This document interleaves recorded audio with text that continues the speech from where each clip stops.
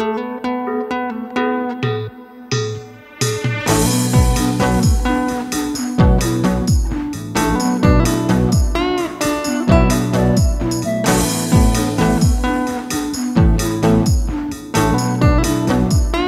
jo egentlig kendt for vores ølsmagninger, som vi nu kører faktisk på 20. sæson med, længe før Danmark vidste, der var andet øl end Hoff og Tuborg.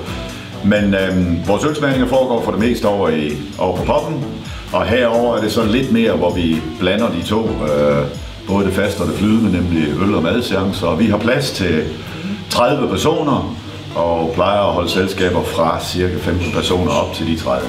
En ting, man imidlertid skal være klar over, det er, at der er faktisk rimelig tryk på, så man skal være ude i forholdsvis god tid. Den der med at ringe om tirsdagen og spørge, om vi har plads om fredagen, den holder ikke helt, så ind og book på vores hjemmeside, eller en telefonopringning til undertegnede, hvis nummer også står på hjemmesiden, og så kan man jo så se, om vi kan finde en ledig dato. Det er jo selvfølgelig mærkværdigvis, kunne man også sige. I weekenden der er tryk på, fredagerne forsvinder først, så er det det, man er ude efter, så skal det være i rigtig god tid. Kan jeg vide, hvorfor det er fredag og lørdag, folk de gerne vil have ølsmagning. Med hensyn til hvilken mad vi laver, ja, så synes vi selv, vi er meget alsidige. Vi er måske lidt progressive, vi behøver ikke lige at lave det samme som alle de andre.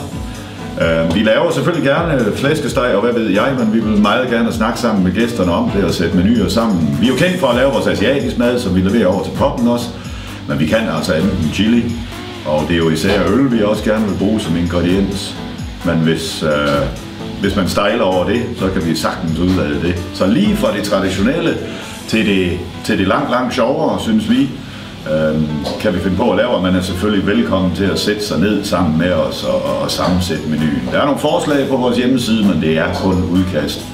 Vi kan så meget mere, synes vi selv. Udstyr og apparatur, man ser her sådan rundt om, og det er så vores lille mikrobryggeri. Det er ikke noget Carlsberg har budt på, men vi synes, det er fantastisk lækkert, at vi kan lave vores eget fadøl over til poppen. Vi har 6 entusiastiske, energiske bryggere, som kommer sådan lidt på skift og brygger gengangere, men også nye, innovative bryg, må man sige, og der er ingen grænser, der er for lukkede til, at Kolding Bryglaug ikke kan bryde igennem dem. Så samtidig bliver man kraftigt overrasket på poppen, og andre gange sidder man simpelthen og rækker hånden ud per automatik efter næste glas. Og det er 200 liter ad gangen, så større anlæg skal der ikke til for at lave øllækkerier.